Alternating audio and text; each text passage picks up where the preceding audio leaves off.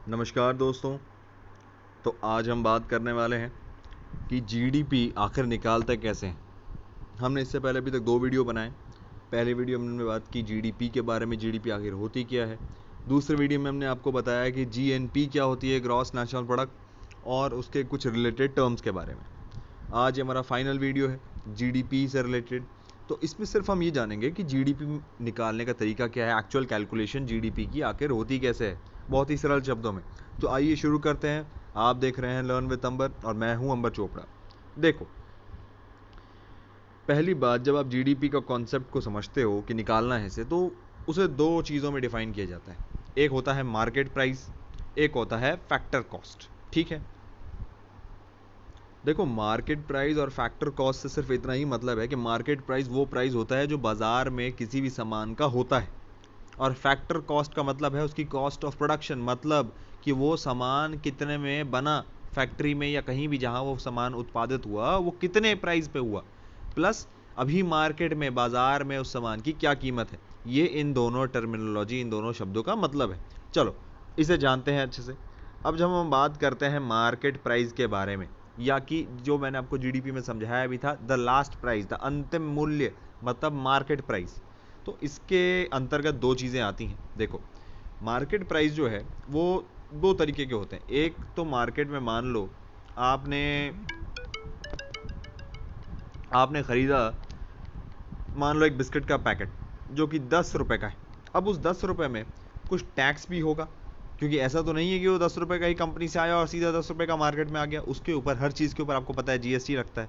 तो हर मार्केट में जो भी कोई सामान है उसके ऊपर या तो कोई टैक्स लगा होगा जो कि उसको उसकी असली कीमत से ज़्यादा कर देता है, टैक्स।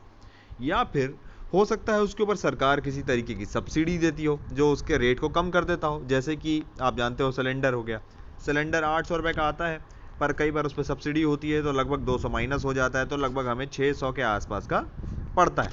तो ये उसकी सब्सिडी, पर उसकी असली कीमत क्या थी? उसकी असली कीमत थी 800, सरकार ने 200 रुपये खुद दे दिए या कम कर दिए। तो ये 2 चीज़ें हमें बताती हैं कि मार्केट प्राइस जब बढ़ जाती है वो टैक्स की वजह से बढ़ जाती है, और हो सकता है मार्केट प्राइस जो असली कीमत है उसमें कुछ कमी हो गई हो सब्सिडी की वजह से। ये हो गया मार्केट प्राइस। अब देखो, अब आता है फैक्टर कॉस्ट। फैक्टर कॉस्ट या प्रोडक्शन कॉस्ट भी इसे कहा जाता है। तो ये क्या होता है? देखो, सरल शब्द में बस इसका यही मतलब है कि जो भी सामान फैक्ट्री से या जहाँ भी उत्पादित होता है वहाँ से निकलता है, तो उसकी प्रोडक्शन की, उसके बनने की, उत्पादन की कीमत क्या निकलती है उस समय। और ये जो कीमत है ये किस चीज़ पे आखिर डिपेंड करती है? देखो, ये डिपेंड करती है 4 बिंदुओं पे। अब ये 4 बिंदु क्या है? मान लो कि मेरी दुकान है, या मेरी दुकान है, मान लो, ठीक है। उस दुकान को मैं आखिर किसी ज़मीन पे ही बनाऊंगा। ऐसे तो है नहीं कि कहीं सड़क पे ही लगा दूंगा। मुझे कोई ज़मीन चाहिए। अब भले ही वो ज़मीन मेरी हो या मैं उसे रेंट पे लूँ, उस दुकान को, राशन की दुकान है मान लो, तो मैंने मान लो कि रेंट पे ले ली, ठीक है। तो मुझे ज़मीन मिल गई, ये ज़मीन के अंदर आ गई, इसकी कोई कीमत मैं दूंगा या तो मेरे पास पुरानी या मेरी खुद की होगी। दूसरी बात है लेबर, या तो मैं उसमें खुद काम करूंगा, सामान लाना, ले जाना, बेचने के लिए, और किसने कितने पैसे दिए नहीं दिए जो अकाउंटेंट का काम होता है, ठीक है। या तो मैं उसे खुद करूंगा, या हो सकता है काम बहुत ज़्यादा बड़ा हो तो मैं लोग रखूं, लेबर रखूं। इसमें अगर आप खुद भी काम करते हैं अपनी ही दुकान में तो आप लेबर में ही काउंट होते हैं, ठीक है। दूसरी बात, ये तीसरी बात हो गई हमारी कैपिटल। कैपिटल मतलब पैसा, भैया पैसा। पैसा हर काम के लिए चाहिए। अगर आप दुकान लगाओगे तो ऐसा तो है नहीं आज आपने बस ज़मीन ले ली, दुकान खोल दिया, उस पर आपको लगेगा पैसा, उसमें राशन भरोगे, उसमें सामान लाओगे, उसमें फर्नीचर लगाओगे। आप समझ रहे हैं मेरी बात को? तो उसके लिए चाहिए कैपिटल आपको। और चौथी चीज़ जो आपको चाहिए वो है एंटरप्रेन्योर। अभी एंटरप्रेन्योर क्या होता है? देखो, वो इंसान जो इन तीनों चीज़ों को एक कर दे, मतलब ज़मीन को, लेबर को, कैपिटल को, और वो बिजनेस या वो जो भी शुरू करना चाहता है वो शुरू कर दे, उसे हम एंटरप्रेन्योर कहते हैं। समझ गए आप मेरी बात? तो फैक्टर कॉस्ट इन चीज़ों पे डिपेंड करता है। अगर मान लो ज़मीन की कीमत महंगी होती जा रही है, मुझे रेंट ज़्यादा देना पड़ रहा है, तो जाहिर सी बात है आहिस्ता आहिस्ता मेरे सामान की कीमत भी बढ़ती जाएगी। मान लो अगर मेरे लेबर बहुत ज़्यादा पैसा ले रहे हैं तो जाहिर सी बात है मुझे अपने सामान की कीमत बढ़ानी पड़ेगी। अगर मेरा कैपिटल बहुत ज़्यादा लगता जा रहा है, मुझे भी मेरा पैसा बहुत ज़्यादा इन्वेस्ट हो रहा है उस दुकान में, तो जाहिर सी बात है मैं सामान आखिर कहीं से तो वसूलूंगा उसे, तो अपने ग्राहकों से वसूलूंगा। मान लो अब अगर एंटरप्रेन्योर है तो भाई उसे कमाना भी तो है, आखिर उसे कोई प्रॉफिट नहीं होगा या बहुत ही कम प्रॉफिट होगा तो क्यों बिजनेस चलाएगा या क्यों काम करेगा, उससे अच्छा खासा मुनाफा भी होना चाहिए। तो ये सब चीज़ें डिसाइड करती हैं फैक्टर कॉस्ट, मतलब उस सामान के उत्पादन की कीमत। समझ रहे हैं आप मेरी बात को? चलो, तो हमने ये दोनों चीज़ें जान ली, हमने फैक्टर कॉस्ट जान लिया और हमने जान लिया मार्केट प्राइस। ठीक है, अब देखो, ये जब हम बात करते हैं कि मार्केट प्राइस जो है वो एक फ्लक्चुएट होता रहता है, वो असली कीमत नहीं है। असली कीमत सामान की उसका फैक्टर कॉस्ट या प्रोडक्शन कॉस्ट ही है। तो अगर हमें किसी सामान की फैक्टर कॉस्ट निकालनी है तो हम क्या करेंगे, हम ये करेंगे, जीडीपी मान लो, तो जीडीपी दो टर्म्स में आती है, मार्केट प्राइस टर्म्स में और फैक्टर कॉस्ट टर्म्स में। तो मार्केट प्राइस टर्म्स में जो जीडीपी आती है वो सही नहीं, वो हमें सही आंकड़ा नहीं देती, क्योंकि उस पर टैक्स लगाया है, सब्सिडी लगी है। तो अगर हमें फैक्टर कॉस्ट, मतलब जिस सामान पे उसका उत्पादन हुआ है, जिस रेट पे, जो उसके उत्पादन में कीमत आई है, निकली है, आखिर जीडीपी क्या होता है? जीडीपी यही है कि भाई हमने जो भी सामान या प्रोडक्ट बनाया या जो सेवाएं दी, जो वस्तुएं और सेवाएं दी, उनको जो हमने मार्केट में उन्हें बेचा, तो हमें उनसे कितना पैसा मिला, कितना मुनाफा हुआ। तो मान लो अगर जीडीपी फैक्टर कॉस्ट के टर्म में आपको निकालना पड़े तो आप क्या करोगे, आप करोगे ये कि जीडीपी जो मार्केट प्राइस पे होगी, ठीक है, जो मार्केट प्राइस पे जीडीपी होगी उसमें से टैक्स घटा दोगे, क्योंकि टैक्स जो है वो जो प्राइस है उसकी असली कीमत है वो उसको बढ़ा देता है। और सब्सिडीज को, जो सब्सिडी है उसको ऐड कर दोगे। क्यों ऐड करोगे? देखो, सब्सिडी जो है वो उसकी असली कीमत को घटा देता है, तो हम उसको ऐड कर देंगे, तो हमें मिल जाएगा हमारा जीडीपी फैक्टर कॉस्ट। समझ गए? बहुत ही आसान था। अब देखो आगे चलते हैं। अब बात आती है नॉमिनल जीडीपी के बारे में। देखो, जीडीपी बहुत तरीके से काउंट होती है, नॉमिनल जीडीपी हो गया, रियल जीडीपी हो गई और पीपीपी हो गई, हम सब के बारे में बात करेंगे आज। तो नॉमिनल जीडीपी क्या होती है, देखो समझो इस बात को। नॉमिनल जीडीपी कुछ भी नहीं, मान लो एक साल में हम पेन के बारे में बात करते हैं, ठीक है। तो मान लो 2012 में हमने 10 पेन बनाए जो कि 5 रुपए का था, मतलब 5 रुपए का एक पेन था और हमने पूरे साल में 10 पेन बना दिए, ठीक है। 2014 में हमने 7 रुपए का एक पेन बना, महंगा हो गया पेन भाई, क्योंकि महंगाई बढ़ती जाती है। तो 2014 में 7 रुपए का एक पेन हो गया और हमने 8 पेन बनाए। और 2020 में वही पेन जो 5 और 7 का था वो 10 रुपए का हो गया, पर हमने बनाया सिर्फ 6, ठीक है। तो देखो अब इसकी नॉमिनल जीडीपी कैसे निकालेंगे। देखो अब समझो इस बात को थोड़ा सा। जब हमने बात की, देखो इसको ध्यान में रखना, ठीक है। हमने बात की 2012 के बारे में, तो भाई सीधा सीधा मल्टीप्लाई कर दोगे, गुणा कर दोगे भाई। देखो 2012 के टर्म में अगर निकालोगे तो 5 गुणा 10 करोगे तो कितना आ जाएगा, 50 आ गया, ठीक है। 2014 के अगर रिलेशन में निकालोगे तो 7 इंटू 8 कितना हो गया भाई, 56 हो गया, 56 आ गया, ठीक है। और अगर 2020 के बारे में बात करोगे तो ये आ जाएगा तुम्हारा 10 इंटू 60, ये कितना हो गया, 10 इंटू 6 मतलब 60, ठीक है। अब आपने एक चीज़ ध्यान दी, देखो अगर तुम ध्यान से देखो तो ध्यान से देखना, तो पहले में मतलब 2012 में ये 50 हो गया, 2014 में ये हो गया 56 और 2020 में ये हो गया 60। पर यहाँ देखो, ये आप देख पा रहे हैं 2012 में 50 था, फिर ये हो गया 56, फिर ये हो गया 60, मतलब जीडीपी बढ़ती जा रही है ना 2012 से 20 के अंतराल में। पर जब तुम यहाँ ऊपर आओगे इस इंडेक्स पे, या जो चार्ट बनाया है हमने इस पे देखोगे तो तुम्हें पता चलेगा कि क्वांटिटी तो घट रही है। 2012 में हमने 10 ही बनाए, उसके बाद 14 में हमने 8 बनाए और 6 बनाए उसके बाद, पर जीडीपी की वैल्यू बढ़ती जा रही है। आखिर ऐसा कैसे? इसलिए नॉमिनल जीडीपी सही तरीका नहीं है जीडीपी काउंट करने का, क्योंकि वो हमें महंगाई के बारे में बताती है, असली आंकड़ा नहीं बताती। हमारा प्रोडक्शन तो कम होता जा रहा है, तो फिर हमारी जीडीपी बढ़ कैसे रही है? तो इसी के कारण हम निकालते हैं रियल जीडीपी। अब रियल जीडीपी क्या है भाई, आओ देखो रियल जीडीपी, इसमें ये असलियत बताती है हमें, इसमें महंगाई के बारे में बिल्कुल जो आंकड़ा है हमें सही सही मिलता है। अब रियल जीडीपी में हम कुछ नहीं करते, हम इसमें एक बेस ईयर ले लेते हैं, मतलब जो आपने पहले देखा था 2012 तो 2012 को हम एक साल को एक बेस ईयर ले लेंगे, मतलब उसे एक पैमाना ले लेंगे और उसी से बाकी सालों का जीडीपी हम काउंट करेंगे, ठीक है। मतलब इसी से कंपेयर करके जो एक बेस ईयर लेंगे, मान लो हमने इसमें 2012 को बेस ईयर मान लिया, तो उसी से कंपेयर कर करके हम बाकी जीडीपीज का कंपैरिजन करके रिजल्ट निकालेंगे, ठीक है। अब उससे पहले ये समझ लो कि आखिर ये रियल जीडीपी निकालता कौन है। ये CSO निकालता है, सेंट्रल स्टैटिस्टिकल ऑफिस। यही जीडीपी के दर हमें बताता है कैलकुलेट करके, या बेस ईयर क्या चूज किया वो अपने तरीके से चूज करते हैं। देखो इसमें बेस ईयर चूज करने का मतलब ये होता है कि मान लो आज जो सामान मार्केट में है, हो सकता है वो 10 साल पहले मार्केट में हो ही ना। मान लो कोई टेक्नोलॉजी हो गई, किसी तरीके के लैपटॉप हो गए, मान लो कैमरे हो गए, या इंटरनेट कनेक्शन, या जियो हो गया। ये सब तो पहले था नहीं 10 साल पहले, तो अभी भी आया है।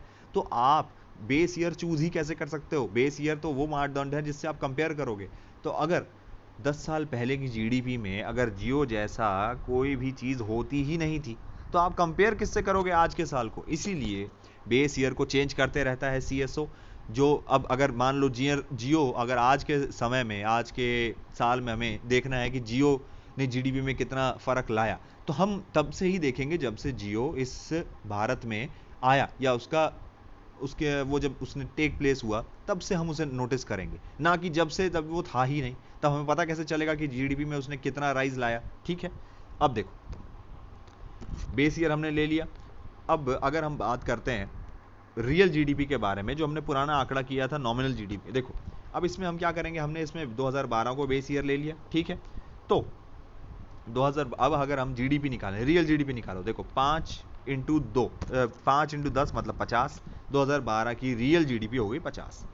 अब 2014 के बारे में बात करते हैं, तो इसमें जो प्राइस रहेगा वो सेम रहेगा। बेस लेने का मतलब ये है कि हम अपना प्राइस सेम रखें, उसी पैमाने पे आगे जाके क्वांटिटी देखें। देखो तो इसका मतलब ये हुआ कि 2014 में जो अगर जीडीपी निकालनी होगी तो हम क्या करेंगे, प्राइस को 5 ही रखेंगे उस पेन का, और क्वांटिटी जो 8 थी उसे कर देंगे। तो ये कितना हो गया भाई, 8 5 40। अब अगर 2020 की बात करें तो फिर वही करेंगे, 5 गुणा 6 मतलब 30।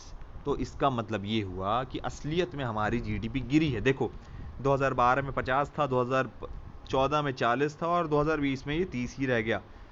तो ये चीज़ हमें दिखाती है हमारी असली जीडीपी की, जो हमारी जीडीपी है, जो हमारी इकोनॉमी है, उसमें तरक्की हो रही है कि वो आहिस्ता आहिस्ता नीचे जा रहा है। नॉमिनल जीडीपी हमें भटका देती है, वो हमें सही आंकड़ा नहीं देती, महंगाई में हमें उलझा देती है, उससे हमें एक्चुअल स्थिति का पता नहीं लग पाता। आप समझ रहे हो मेरी बात को? अब देखो इसमें एक चीज़ ये आती है कि आपने देखा होगा कि 2012 का जब हमने टर्म लिया या बेस ईयर चूज किया, तो 2012 का नॉर्मलाइज्ड जो जीडीपी थी, नॉमिनल जीडीपी, और 2012 की रियल जीडीपी सेम है बिल्कुल। जब हम बेस ईयर लेते हैं तो नॉमिनल जो ईयर हम बेस ईयर लेंगे, मान लो 2012, तो वो उसी के नॉमिनल जीडीपी के बराबर आएगा। समझ रहे हो? ये एक कैलकुलेशन का फॉर्मूला है। समझ गए आप मेरी बात को? चलो आगे बढ़ते हैं। देखो अब अगला हमारा टॉपिक है जीडीपी डिफ्लेटर। अब जीडीपी डिफ्लेटर क्या होता है भाई? अब हमें निकालना पड़ता है रेशियो। अगर आपको रेशियो निकालना होगा कि नॉमिनल जीडीपी और जीडीपी रियल जीडीपी है, तो इसे आप जीडीपी डिफ्लेटर के फॉर्मूले से निकालोगे। अब इसका फॉर्मूला क्या है भाई? सीधी सीधा है, नॉमिनल जीडीपी रखोगे, रियल जीडीपी रखोगे, और उसे गुणा कर दोगे 100 से, तो आपको परसेंटेज या वो रेशियो मिल जाएगा, ठीक है। चलो आगे बढ़ते हैं। अब हम बात करते हैं बहुत ही इंपॉर्टेंट टॉपिक के बारे में, पीपीपी। ये भी एक टर्म है या एक तरीका है जिससे हम जीडीपी निकाल सकते हैं। जैसे रियल जीडीपी निकालते थे, वैसे ही एक दूसरा तरीका है पीपीपी, परचेजिंग पावर पैरिटी के बारे में। अब इसका मतलब क्या रहा, देखो जानो।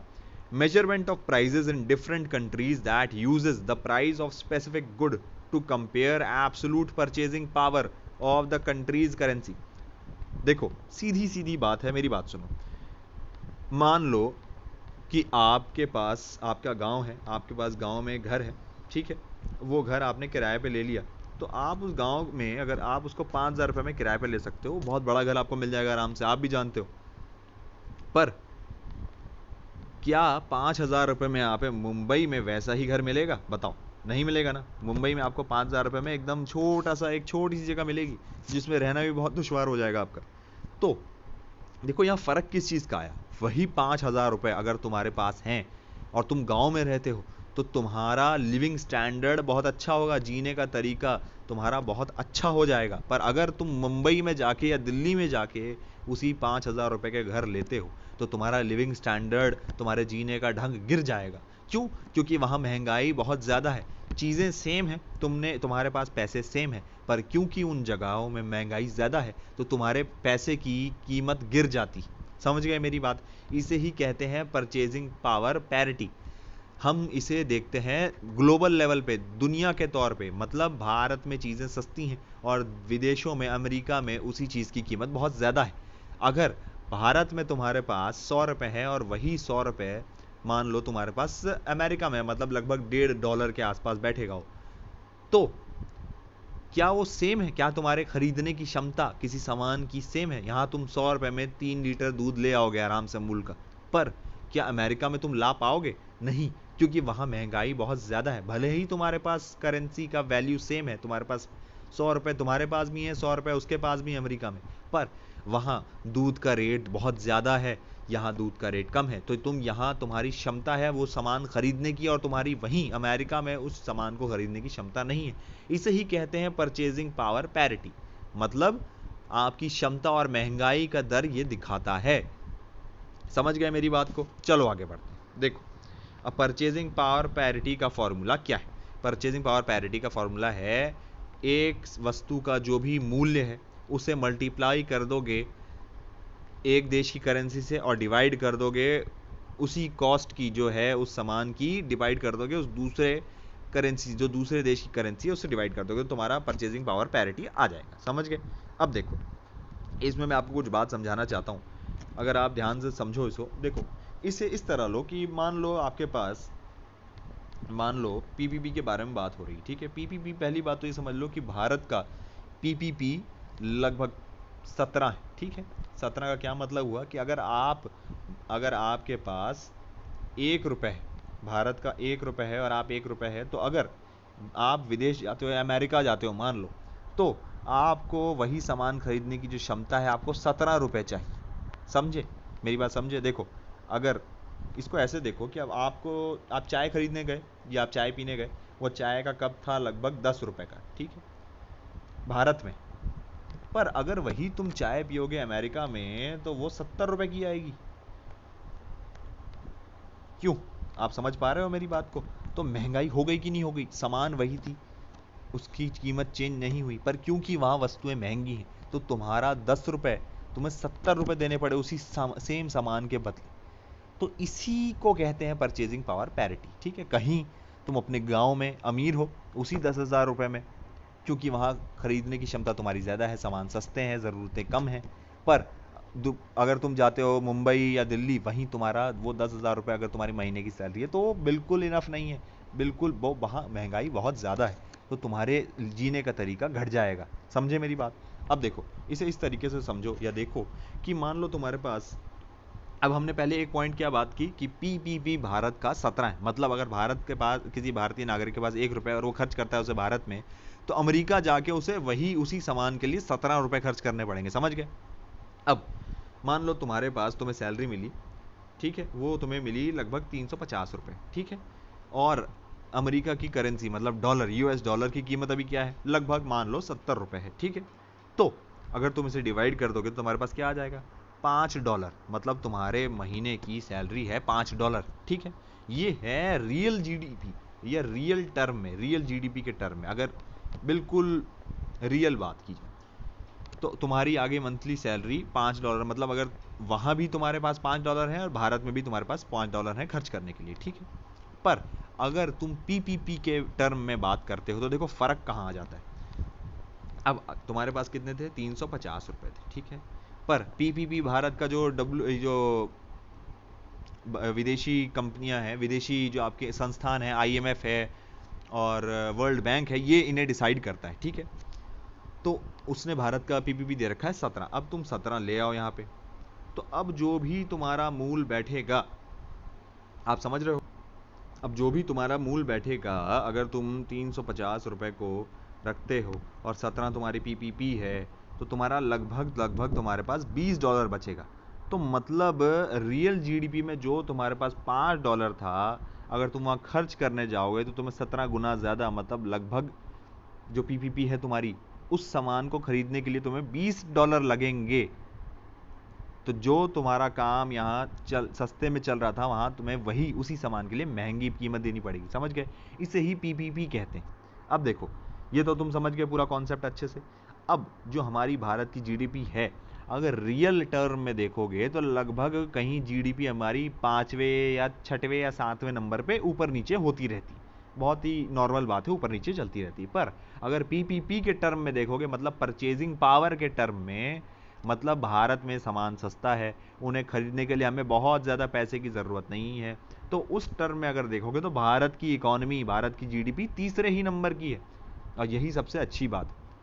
समझ गए मेरी बात? तो यही था हमारा पूरा कॉन्सेप्ट जीडीपी का, इसी के साथ पूरा ख़त्म होता है। अगर आपने पुराने वीडियोस मेरे नहीं देखे जीडीपी और जीएनपी के बारे में, तो बिल्कुल जाएं, मैं लिंक डिस्क्रिप्शन में डाल दूंगा, उन्हें देखें। और आपको कुछ भी समझ में नहीं आता तो ज़रूर कमेंट करें, और अगर अच्छा लगा हो तो प्लीज़ लाइक शेयर सब्सक्राइब ज़रूर करें। मिलते हैं आपसे नेक्स्ट वीडियो में। धन्यवाद, अपना ध्यान रखिए।